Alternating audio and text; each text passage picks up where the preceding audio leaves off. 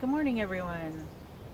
Today we're at Presqu'Ile Provincial Park in Brighton, Ontario, and we're going to go on Jacob's Trail. Job's. Oh no, Job's Wood Trail. Guess it would help if I knew where we were going. Job's Woods Trail. Yeah, Come along. we're gonna have some fun. Start off with a little bridge.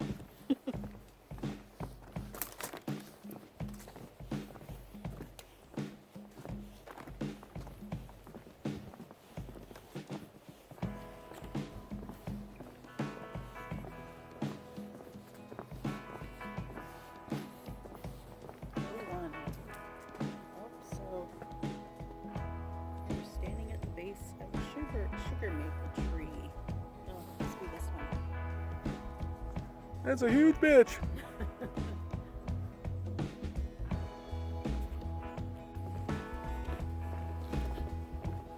Yes, happy to be back out on a hike.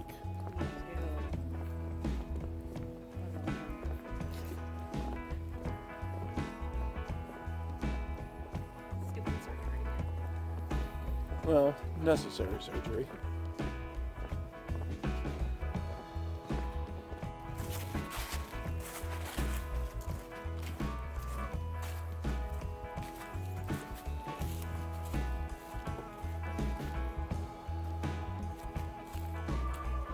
Number 2. Is big trees equal old growth. In some people's minds, the equation big trees equals old growth rings true. While there's no doubt that they're an essential component of an old growth forest, big trees are just part of the picture.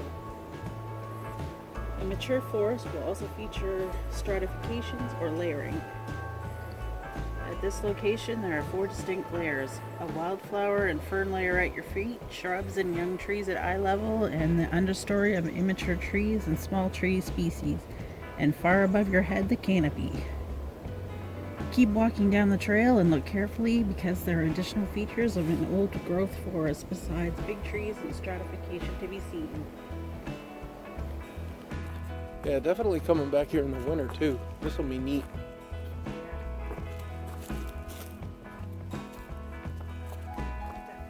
It'll be snow covered.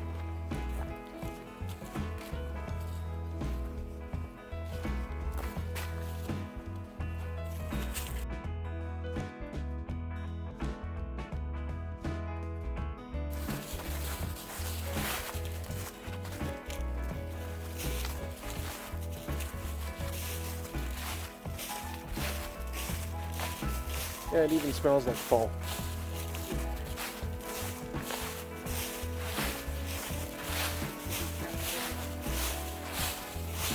Rustling of the leaves on the trail.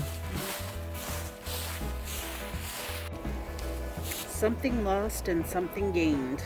We humans often tend to associate beauty with youth and the loss of beauty with old age. Sometimes we apply this view to the natural world. From these locations, you can see trees that have died and left behind branchless, rotting trunks called snags. As well, you can see trees that have blown over, tearing up gaping holes in the forest floor. As the downed trees rot, they produce lumpy molds of soil. This is known as pits and molds hypothesis.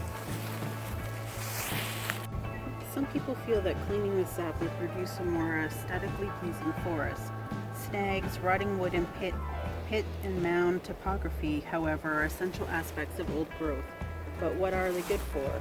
At the next couple stops, you'll see that they're a rich and interesting community of plants and animals that thrive best in a messy forest.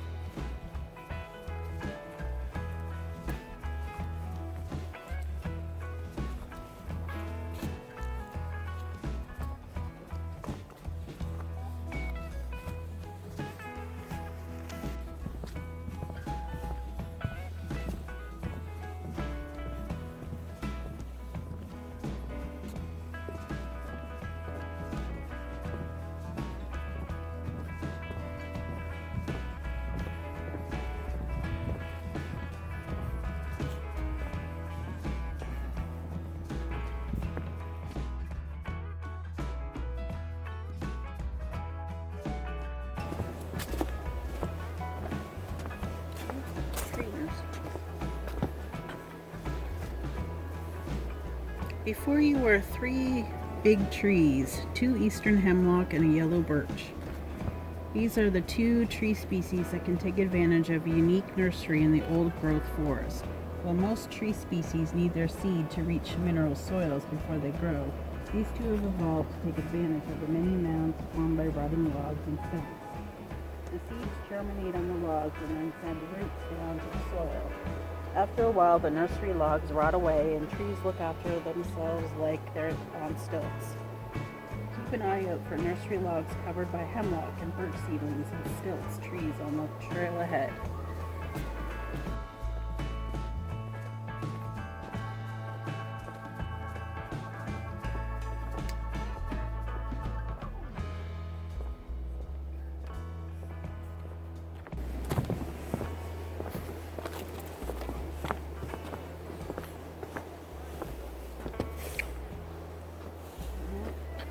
This may be for the springtime, but the pit in an old growth forest may be the most productive microhabitat in our forest. They fill up in the spring with water and become breeding pools and hatcheries for the myriad of creatures. Spotted salamanders and newts and 3 frog species regularly breed here. Male western spring peepers, chorus frogs, and wood frogs come to these pools in April to sing. The best singers will breed with the females, and the new generation of tadpoles will grow up in these virile ponds. But they will have to hurry. These ponds dry up as summer approaches, and the tadpoles must have developed into adult frogs by then or perish. Peer into the many pools ahead for tadpoles and other signs of life. Well, We kind of missed that.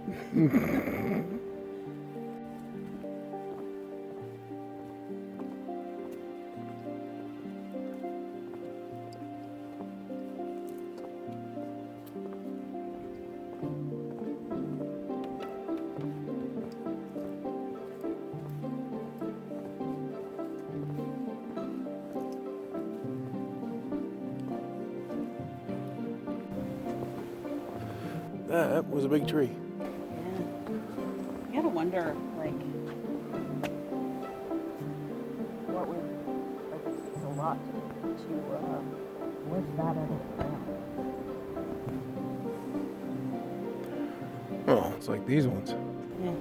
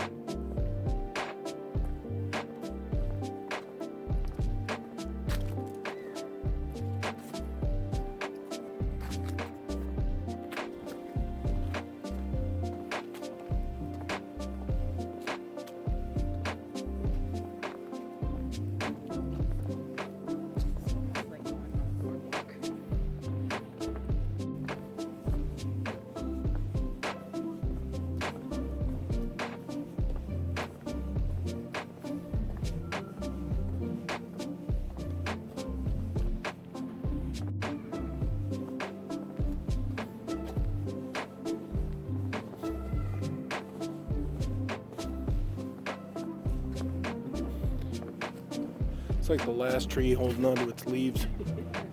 No! I won't let go.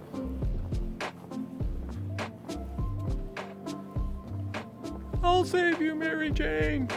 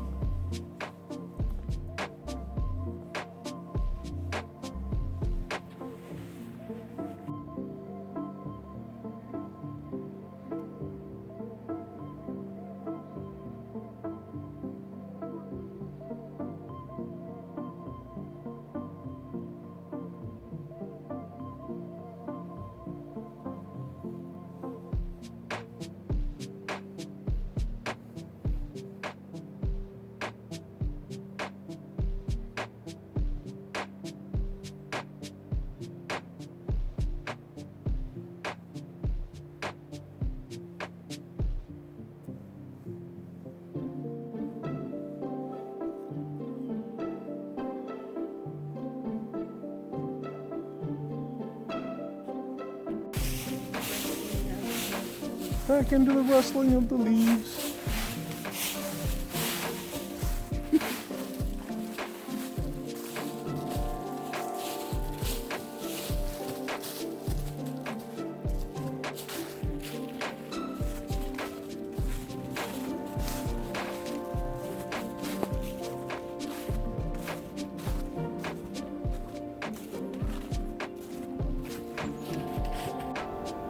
Send in the pioneers.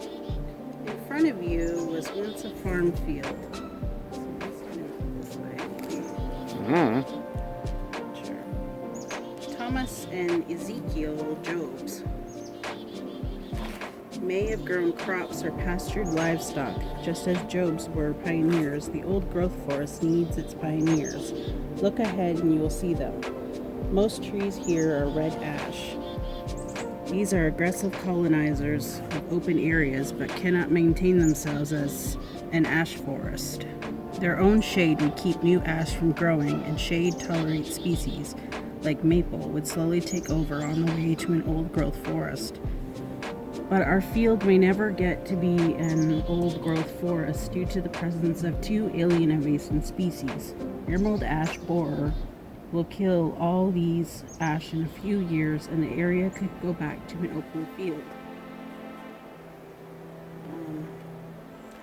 On the other hand, European buckthorn shrubs are expanding into the field from the far side. These shrubs grow thickly in the shade from the ground, so no trees can germinate. These species have broken the normal progression of a forest development. So it's gotta be ahead of us. Yeah. I just look at the birds. Yeah.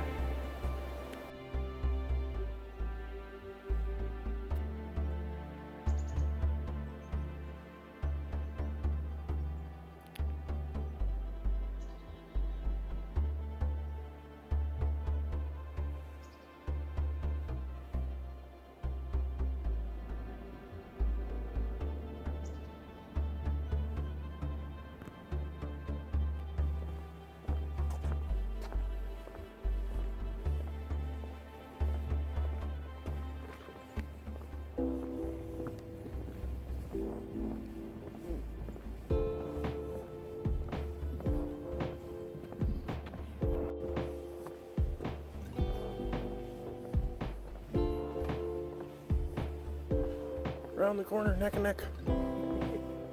Story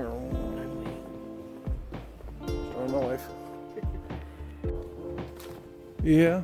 That must have been what they were talking about, just the openness of this. Yeah.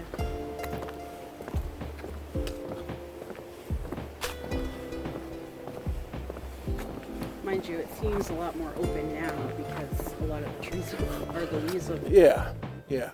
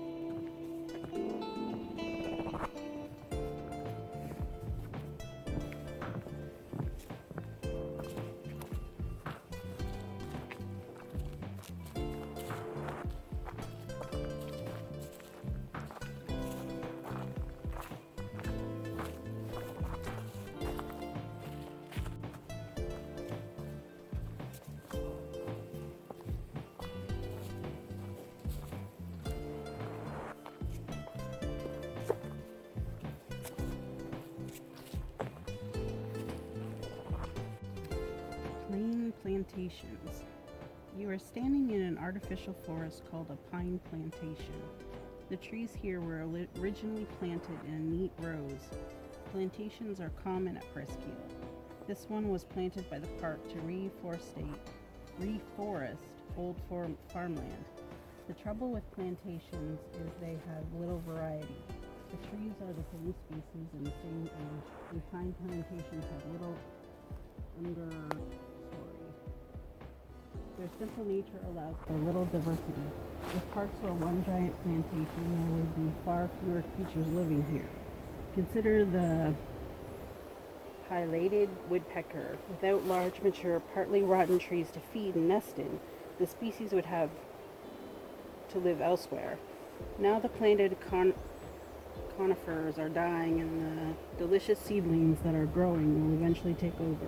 Just as the old farm fields seen earlier are being reclaimed, so too is this artificial forest. So those are all the little birdies. Yeah.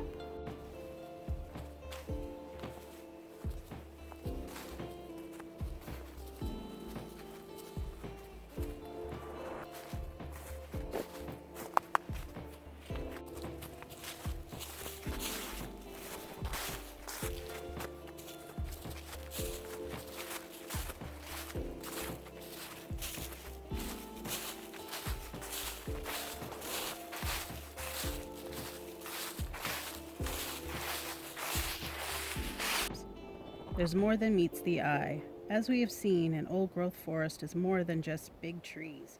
We've met many creatures that require the special conditions of this habitat to survive, and there are many more we haven't seen. From nesting hawks above the fungal forest beneath our feet, there is more than here to discover. Thank you for taking this guide on your walk today. All right. Well, that was a nice little hike. Yeah, that was great, getting back out. Yeah. We had to take a little bit of time off. You probably didn't notice because we had a bunch of videos already in the can, but we had to take a little bit of time off. So this is the first time back on the trail since the beginning of October. And it's beginning of November now, so it's... Yeah, it's great getting back out. Yes. I had to have surgery, so... Yeah. Anyway, if you like the video, as usual, like, comment, subscribe, and please support your local parks and conservation areas. Thanks for coming along. Have a good one. Bye.